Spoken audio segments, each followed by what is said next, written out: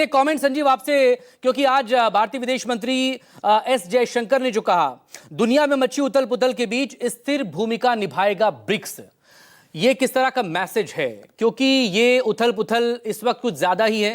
28 फरवरी के बाद से ही वहीं से एनर्जी क्राइसिस शुरू हुआ और वहीं से इकोनॉमिक क्राइसिस शुरू हुआ, जो न सिर्फ अमेरिका बल्कि यूरोप और अब करीब करीब 70% से ज्यादा दुनिया को अपनी चपेट में ले रहा है। संजीव, पहले आप।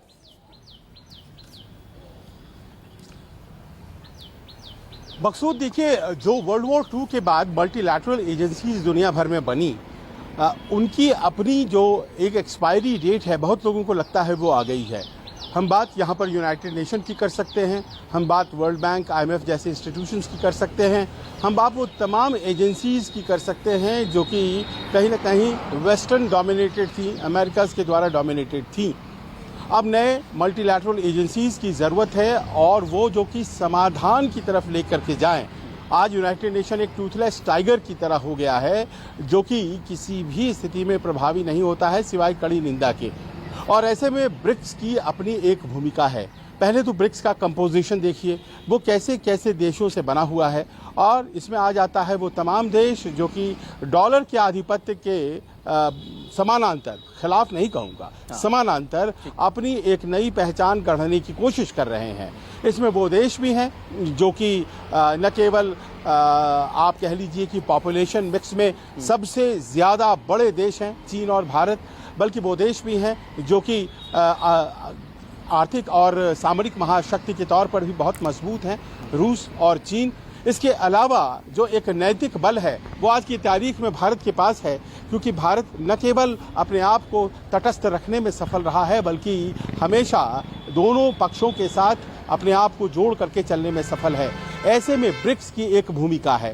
भारत का ये कहने का एक और संदर्भ है, और वो ये है कि जो हमारी एनर्जी ज़रूरतें हैं, वो एनर्जी ज़रूरतें ब्रिक्स के ज़रिए ज़्यादा पूरी होती हैं बनिस्बत कि हम किसी और मल्टीलैटरल एजेंसी के सदस्य बने रहें या फिर उसकी हम पैरोकारी करते रहें।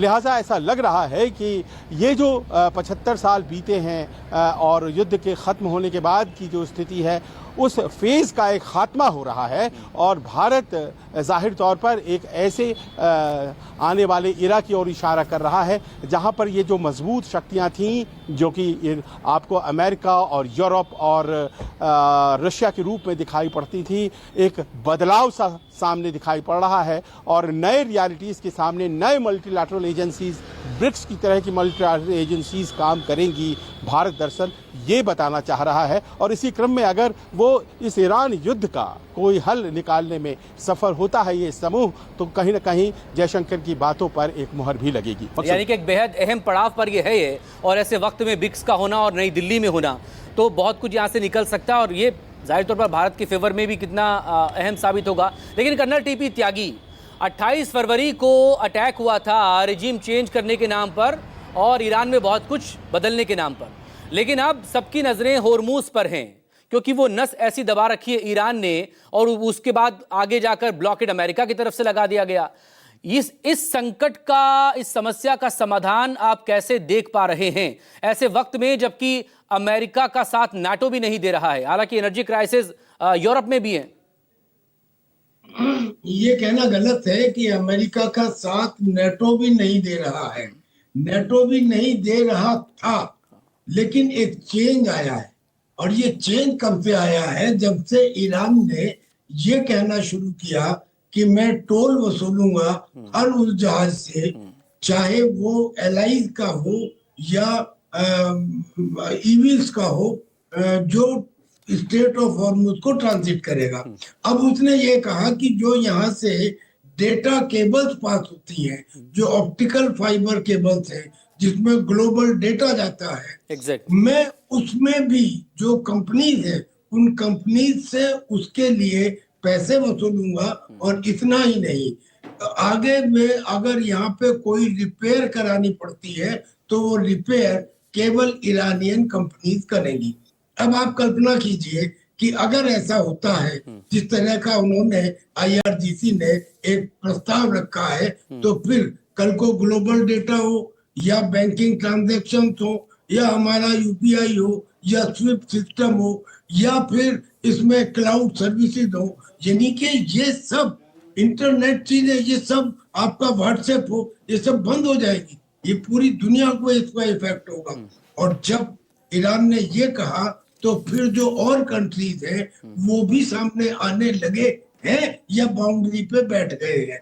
जैसे ब्रिटेन जो अब तक बिल्कुल अलग था, अब उसने कहा है कि मैं अपने mine sweeping vehicles, mine sweeping ship भी वहां भेजूंगा।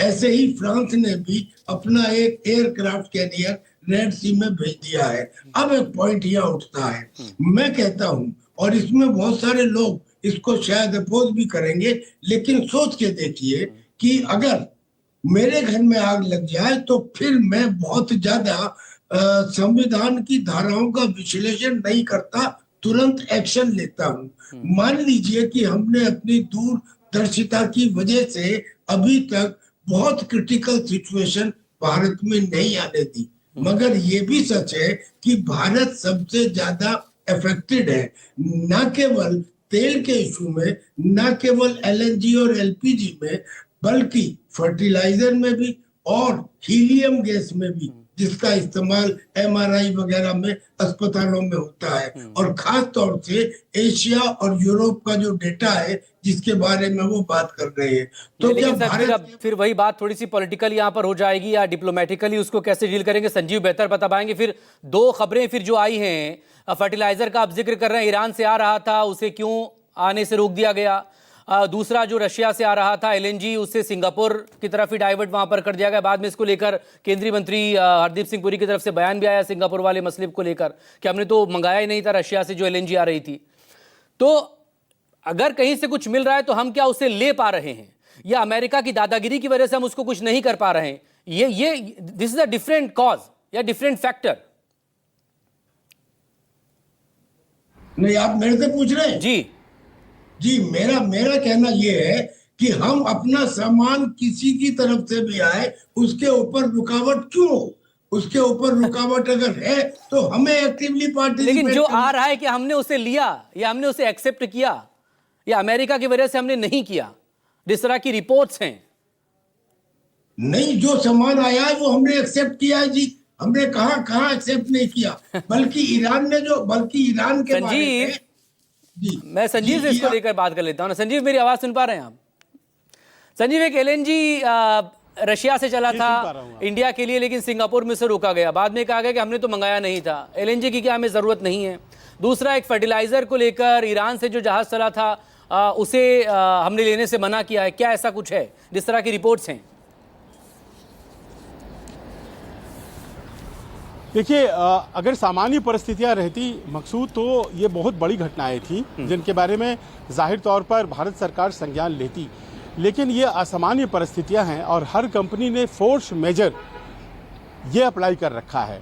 ये एक ऐसा एग्रीमेंट में क्लॉज होता है दो कंपनियों के बीच में, जिसमें कि अगर कोई तयशुदा कार्यक्रम के अनुसार सप्लाई बाधित हो रहा है तो कोई किसी को कुछ कह नहीं सकता है, क्योंकि विशेष परिस्थिति है। जैसे इस वक्त ईरान युद्ध है, तो कई बार ऐसा हो रहा है कि जहाज चल तो रही हैं एक गंतव्य के लिए, लेकिन बीच में सौदा अच्छा मिल जा रहा है और वो दूसरी दिशा में मुड़ जा रहा है। और इसका केवल भारत को नुकसान हुआ है ऐसा नहीं है, भारत को 2-4 दफे पूर्व में लाभ भी हुआ है कि कहीं किसी दूसरी दिशा में वो जहाज जा रहा था और उसे ज्यादा पैसे देकर के अगर कोई अपनी तरफ कर सकता है तो वो कर ले रहा है।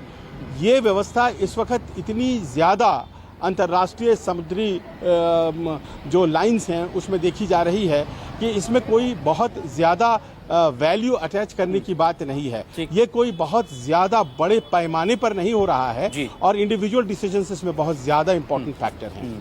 बहुत शुक्रिया आप सभी लोगों का इस मसले पर बात करने के लिए। नजरें हमारी बनी हुई हैं ब्रिक्स मीटिंग पर भी और चीन पर भी, जहां पर डोनाल्ड ट्रंप पहुंचे हुए हैं। छोटे से ब्रेक पर जाने से पहले नजर